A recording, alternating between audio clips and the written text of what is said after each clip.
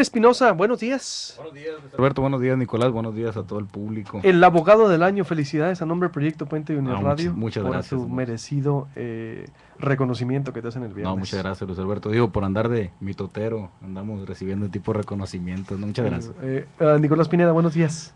Buenos días, Luis, buenos días, Odrasir, y buenos días al auditorio. Al contrario, te agradezco a ti que estés aquí. También buenos días a Rodrigo González, director para los estudios del agua de Litson. Buenos días. Buenos días, aquí estamos. A ver, la diversidad, la pluralidad, que es a lo que le apuesta Proyecto Puente, conocimiento legal, el conocimiento sociológico, político, estudioso del agua también ha sido Nicolás Pineda durante muchísimos años, y pues la parte del sur que es importante. Adelante, Nicolás. Yo creo que es importante poner en contexto la situación, ¿no? Yo plantearía los siguientes datos para partir de ahí poder analizar, ¿no? Hermosillo más o menos consume alrededor de 100 millones de metros cúbicos al año, ¿no? El acueducto está hecho para 70 millones, pero no estaba trabajando a toda su capacidad. Yo sé que estaba trabajando una sola bomba, y cuando Lagarda tomó el control de la llave dijo que solamente se iban a suministrar 30 millones de metros cúbicos al año. O sea, la ciudad cuando mucho recibe el 30% del acueducto al año, ¿no? Estoy hablando de números muy redondos, ¿no? Entonces el acueducto no es el suministro total del agua de la ciudad, ¿no? Hace 15 meses antes de que comenzara a funcionar el acueducto, Hermosillo tenía más o menos 130 pozos, números redondos. Yo no soy técnico de Conagua, ¿no? Digo, ni de agua de Hermosillo, pero bueno, algunos se habían abatido y tenían problemas entonces, pero también hay, bueno, en esos hay unas partes que están por la Victoria, para el oriente de la ciudad. Otra parte importante también que surte todo el norte está por el área de los Bagotes, acá al poniente por el lado del aeropuerto, ¿no? Entonces hay que poner en contexto eso porque pues se está hablando como que Hermosillo viviera del acueducto, y aun cuando hubiera funcionado toda su capacidad no iba a estar totalmente satisfecha la demanda de Hermosillo. Hermosillo tiene otras fuentes que ha estado usando, ¿no? Ese es un primer punto, ¿no? O sea, cuando mucho Hermosillo ha estado recibiendo 30 metros cúbicos anuales, o sea, 30% del agua que necesita. Segundo, no vive del acueducto entonces Hermosillo, dices. No es la única fuente que ha tenido en este tiempo, creo que se le han estado dando entre 20 y 30 millones, el equivalente, digamos, diario, del que correspondería a una dotación anual de 20, 30 millones.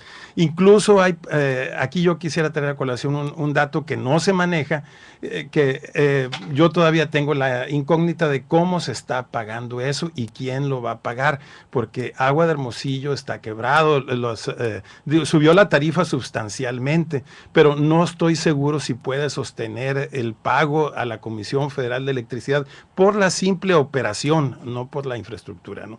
Pero quisiera traer a colación otra cuestión. O sea, Hermosillo básicamente vive de una batería de pozos, ¿no? Unos al oriente, otros al poniente. Esta batería de pozos ha estado descansada durante 15 meses, o sea, no está súper agotada.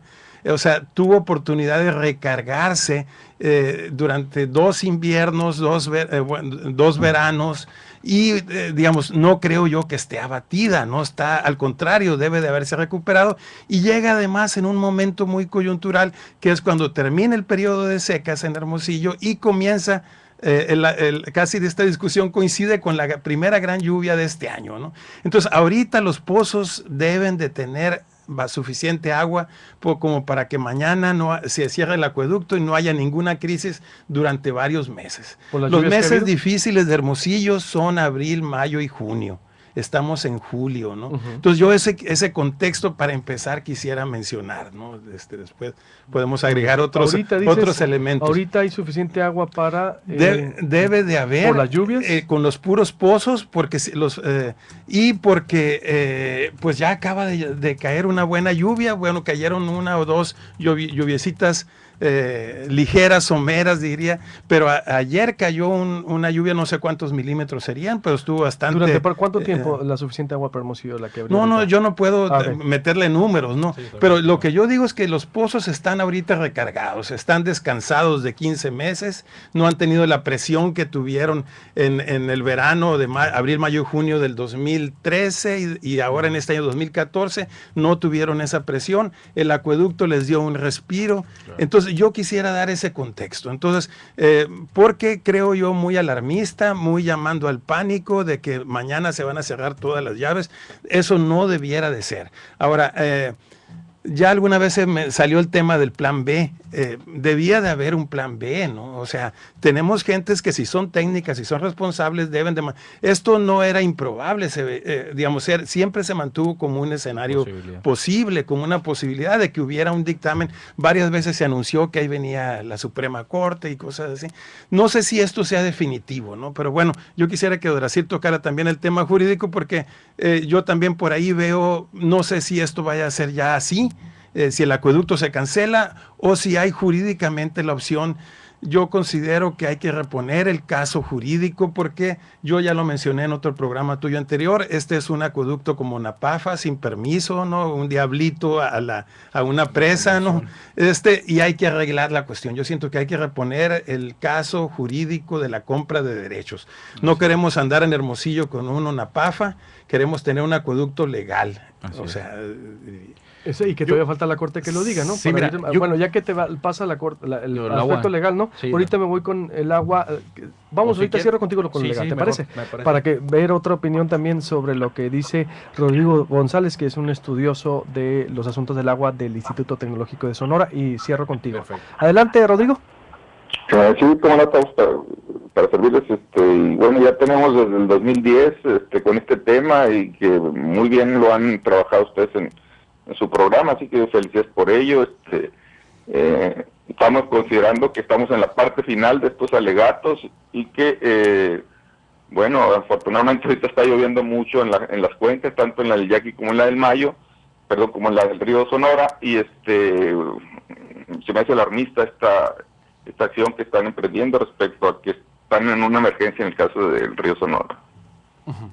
Es decir, es alarmista. ¿Hay, según tus cálculos, entonces, opciones para, en este caso, abastecer a Hermosillo? ¿Durante qué tiempo? ¿Cuáles son los cálculos, por ejemplo?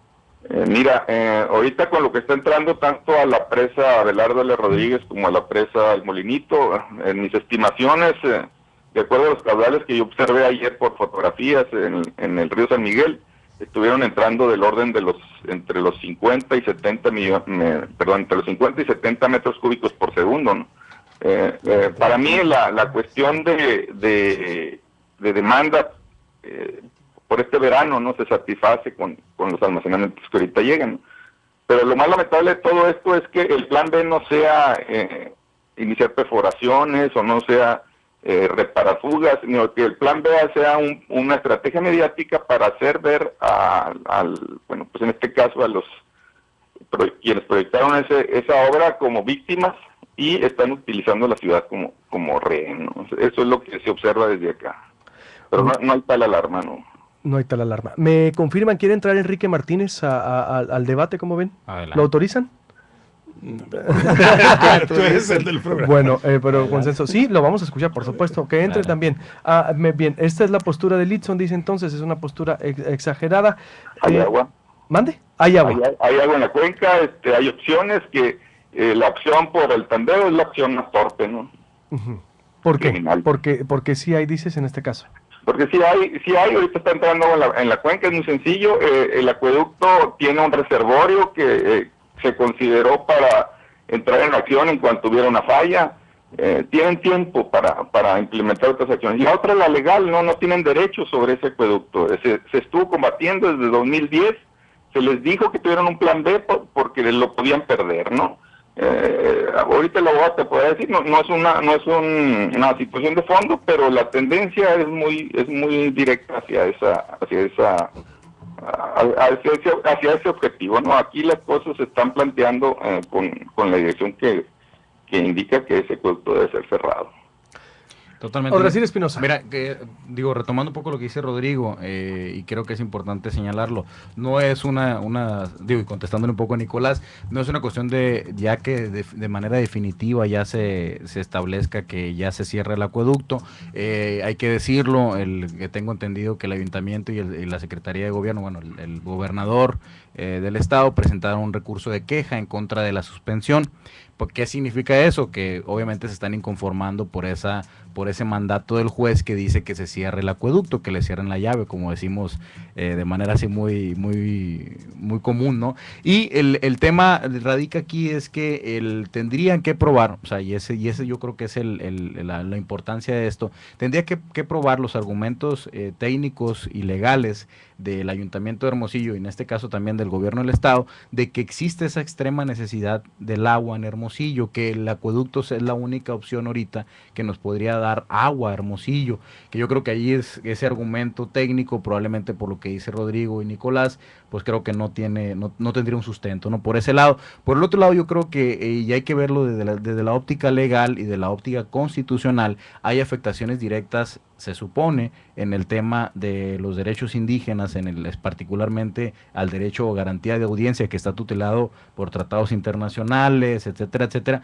sobre los derechos de agua que tienen los indígenas, del famoso decreto, ¿no? Y por el otro lado está la afectación que también decía Nicolás el tema de las famosas concesiones de agua que fueron otorgadas de manera ilegal, y más que ilegal, no porque no se haya respetado, no se han llevado un procedimiento administrativo, sino más bien que ese procedimiento administrativo estaba viciado, porque había un derecho previo de ciertas personas que solicitaron esas concesiones de agua, que si en determinado momento los pueblos como Bavispe, Baviácora, todos esos pueblos del río, Guásaves y Granados, que otorgaron esas concesiones, que se dieron esas concesiones al gobierno del estado, con agua tendría que haber dicho, a ver, primero antes de dárselas al gobierno del estado, hay gente que está antes que ustedes, para que se cedan a esas concesiones a los distritos de riego. Entonces, a raíz de eso, pues hay unas violaciones directas a los procedimientos administrativos. Entonces, si vemos, hay varios conflictos que se dan en ese momento, y lo que el juez de distrito vino a decir de Obregón fue que hay violaciones al procedimiento administrativo,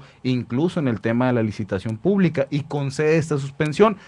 Volvemos a lo mismo, es una suspensión que tiene efectos para parar de nueva cuenta el procedimiento hasta que no se resuelva de manera exactamente. Exacto. Ese es el problema. Mire, yo creo que aquí estamos debatiendo de nueva cuenta y se está tomando consideraciones tan graves que ponen a la sociedad en muchas dudas de algo que todavía no se ha definido, y que es un tema que yo creo que ahí donde tenemos que decirle a todos los protagonistas de este tema que le bajen de tono, en el sentido de que ese es un tema estrictamente jurisdiccional. O sea, sí es político y social, sí, pero ahorita está en la cancha del Poder Judicial. Entonces, si está en la cancha del Poder Judicial, tendríamos que esperarnos a que el Poder Judicial determine. Sin embargo, hay que decirlo también, que si estamos en una extrema necesidad de agua, pues se tienen que tomar medidas, me queda claro. O sea, que el Poder Judicial tendría que sopesar ahora, el tribunal colegiado, en el recurso de queja, va a tener que poner las cosas en la balanza y decir, sí, cierto, hay afectaciones graves. O sea, si se suspende y se cierra el agua del acueducto, vas a afectar a Hermosillo. Entonces, si se afecta a Hermosillo, seguramente le van a decir al juez de distrito que no suspenda. ¿Sí me explico? O sea, el recurso de queja por el que criterio presentó, constitucional probablemente, humano, siempre y cuando bajo el criterio del humanidad, consumo exactamente del agua y el derecho a agua. Pero te vuelvo a decir, insisto, creo que es un punto muy complicado comprobar que realmente estamos en un estado de emergencia como están argumentando. Si técnicamente se comprueba esa situación, probablemente, te digo, es un supuesto que yo hago, el tribunal colegiado le diga al juez de distrito, espérate, páralo y que lo analice la corte. O sea, que ya este asunto que siga el procedimiento y que lo analice. Ese es un punto muy importante que acabas de tocar, porque dice, si realmente hay un estado de emergencia, como dice la autoridad, si se comprueba cotejando con lo que pudiera decir, por ejemplo, a lo mejor con agua, pudiera entonces incluso decir, oye, pues no, necesita el acueducto de Hermosillo. Así es. Si se comprueba. Si se comprueba. Ojo, que yo creo que ahí es donde tendríamos que hablar y tendríamos que enfocarnos a eso. Si no se comprueba, obviamente esa suspensión no se va a levantar y se va a cerrar el agua mañana. O sea, se va a cerrar la... Acabas de dar, en verdad, en un punto. A ver, tengo que hacer un corte y volver con Enrique Martínez y seguir con la mesa de análisis con ustedes. Corte.